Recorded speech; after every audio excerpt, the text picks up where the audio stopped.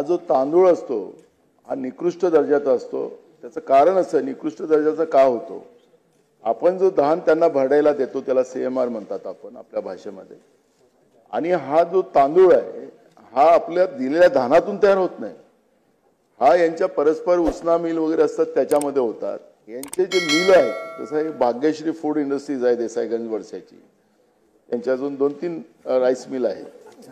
हे लोक काय करतात की जे इलेक्ट्रिक बिल जे दाखवतात ते इलेक्ट्रिक बिल त्या उसना राईस मिल असते त्याच्यातले दाखवतात, आपल्या या रॉ जो राईस होतो त्याच्यामध्ये दाखवत नाही, कारण तो तांदूळ आपल्याला चालत नाही, आपण उसना तांदूळ घेत नाही।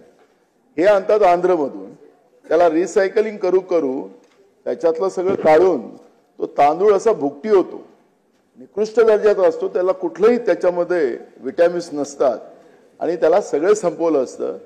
तुमचे जे तिथले अधिकारी आहेत त्या फूड अँड सप्लाय विभागाचे त्या अधिकारी याच्यामध्ये मिळालेले आहेत आणि त्याचे धागे सगळे मंत्रालयापर्यंत आहे आणि मंत्र्यांच्या